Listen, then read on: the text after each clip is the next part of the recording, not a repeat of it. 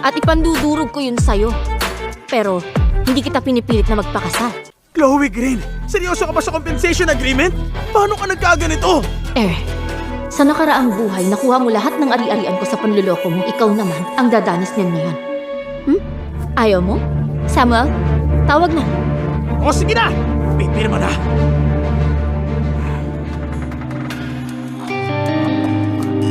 Masaya ka na ba?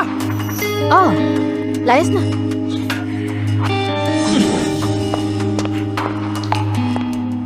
Eric, 8 billion? Paano ko makakalikom nun sa napakaiksing panahon lang? Anong lilikumin? Hindi mo ba nakita na ayaw lang mapahiya ni Chloe kay Samuel kaya niya tayo pinilit pumirma nung agreement na yon? Hindi ko napansin yun ah. Ako ang mas nakakakilala kay Chloe. Kung talagang gusto niya akong magbayad, matagal na sana niyang hiningi yun. Pero dahil hindi siya humingi on the spot, binibigyan niya ako ng lusot. Sigurado ako na maya-maya lang siya mismo pupunit ng agreement. Pero kasi parang ibang-iba na si Chloe ngayon kesa nung dati. Paano kung... Relax lang. Hindi niya kukunin yung pera. Lilipas lang din to. Tara na. Ang tanga-tanga. Buti hindi ako pumirma sa agreement. Kapag naningil na talaga si Chloe, kanya-kanyahan na lang tayo. Talagang nakasalubong ko pa yung dalawang yun. Tinungisan nila yung villa ko. Ayos lang yan. Yung sinabi mo kanina, seryoso ka ba rin? Ano bang sinabi ko?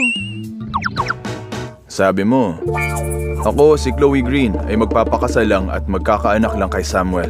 Siya lamang ang magiging asawa ko at tanging siya lang ang magiging ama ng mga anak ko.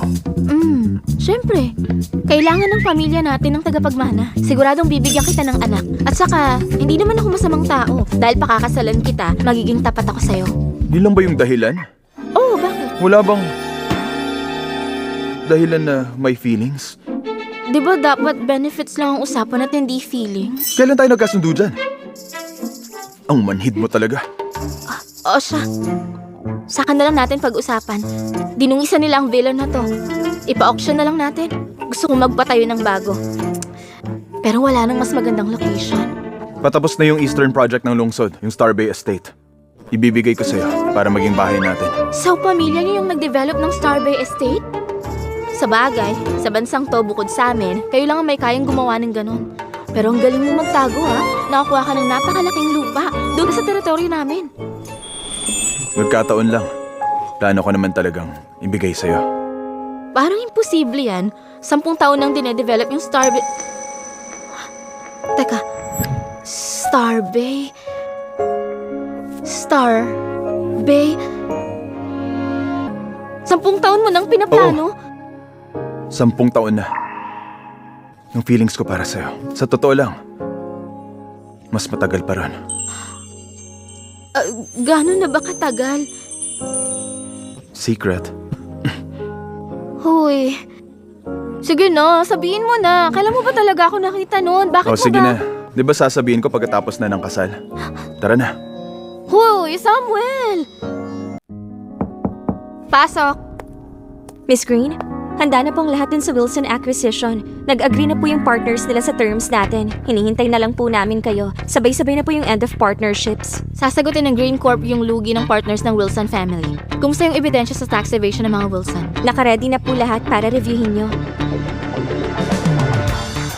Kapag bumagsak na ang mga Wilson, ibigay mo ang ebidensyang to. Gusto kong mawasak ang pamilyang Wilson ng tuluyan. Apo, Bago magbukas, dapat end contract na ang partners ng mga apo, Wilson. sasabihan ko na po sila.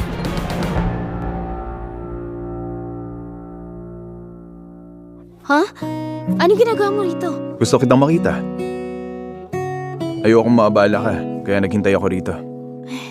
Bakit napaka-direkta mo naman? Para hindi ka na magmaang-maangan. Akin na yung bag mo. Ha? Pakiramdam ko, para na tayong matandang mag-asawa. Nagpabook ako ng private restaurant. Dadalhin kita ron. O sige, Kumikilos ka na raw laban sa Wilsons. Kailangan mo ba ng tulong ko? mga Wilson lang yan. Hindi na kailangan ng combined force natin. Sa bagay. Alam mo, ruthless ka talaga pag kailangan. Kilalang kilala mo na ako ah. Oo, nung bata ka pa. Nung bata pa ako? Kilala mo na ako nung bata pa lang ako? Yung sasakyan. Tara na. Ha? Hoy, Sam! Huwag mong ibayan yung...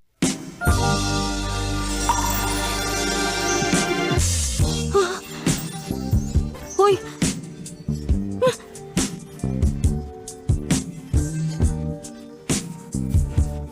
Ano ba yung suot mo sa loob? Bakit may mga kadena? Tapos, may mga tenga. Ang mga babae, hindi ba't may hilig kayo sa mga fluffy? Nagustuhan mo ba? Hoy, Samuel! Akala ko ba pure at detached ka? Ayaw mo bang makita kung anong suot ko sa loob? Gusto. Hindi. Ayoko makita yan ever. Bumalik ka na kaya sa kwarto mo. Nagsisinungaling ka. Base sa expression mo. Gusto mo talagang makita. Sam naman, hindi ko na kaya tong pagbibirong to. Huwag mong pigilan kung di kaya. Handa naman na ako. Hoy, hindi pwede.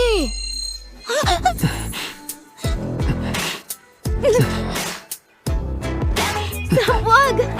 May regla ako ngayon. Pasensya na. Hindi ko alam. Ha? Ayos lang. Pwede wait lang.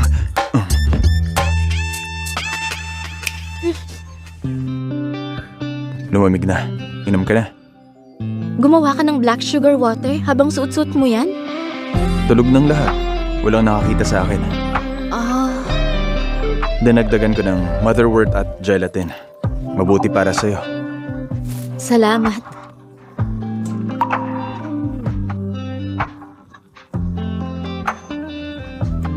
Sam, napakamaalaga mo. Marami bang mga babaeng Sam, napakamaalaga mo. Marami bang mga babaeng nanguhulog sa'yo? Siguro nga, mayroon ding ilan. Marami na ring umamin sa akin. Pero sinasabi ko sa kanila na ako ang lone star of misfortune. Tagadala ng malas sa pamilya. Nawawala rin sila. Tumigil ka nga! Sinong ganyan sa sarili nila? Kahit umiiwas ka sa romance, huwag mong isumpa ang sarili mo. Hindi naman sa ganun. Ganito lang yung tadhana ko. Nung pinanganak ako, parehong parents ko namatay. Sabi ng master ko, malas ang dala ko sa magiging asawa at anak ko. Kahit wala sila sa panganib, maghihirap sila at maagang mamamatay. Paano mangyayari yun? Sa panahon na kasama kita, hindi naman ako nakaramdam ng malas. Actually, maayos nga ang lahat. Kasi naiiba ka. Ikaw ang kapalaran ko. Pagkasama ka, nagiging swerte yung dala ko. Kung nasa tabi mo ako, pagpapalain ang buhay mo. Sana mamuhay ka ng payapa. Ang galing naman yan! Kaya sa buhay na to, sa'yo lang ako. Mula ngayon, huwag mo akong itaboy ha. Parang ang dating niya. Ako pa yung walang puso dito. Teka, mag-usap na lang tayo pag tapos na yung period ko. Ah, kalma. Di ako ganong klaseng lalaki. Eto. Kumusta yung lasa? Masarap naman. Ang sarap nga. Pahinga ka na. Good night.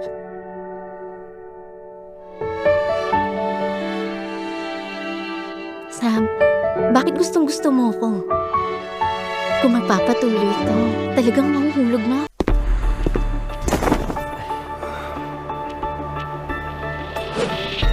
Hello? Gumawa ka ng file ng mga criminal acts ng mga Wilson, yung detalyado. Alamin mo lahat ng connections at relationships ng pamilya nila. At putulin lahat ng pwedeng escape routes. Huwag na huwag hahayaang may tutulong pa sa kanila. Tandaan mo, kailangang walang palya ang purge plan na to. Sir Parker, ipapaalam po ba natin kay Miss Green na tinutulungan niyo po siya? Hindi. Siguraduhin mong walang mga bakas. Sige po, sir. Ano mang landas tahakin mo, lilinisin ko para sa'yo. Chloe Green! Tumabi ka, para kang asong nakaharang. Chloe, nababaliw ka na ba? Pinatras mo yung partners ng Wilson family tapos ikaw papalit? Tama yan.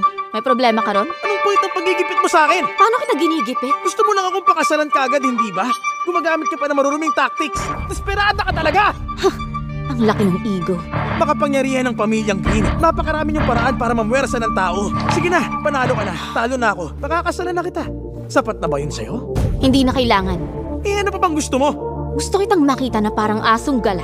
palaboy-laboy, tinatapakan ng lahat. Chloe, mga ganyang tactics lang ba ang kaya mong gawin para lang sumunod ako sa'yo, ha? Matapang ka lang dahil sa pamilya mo! Nakakahiya.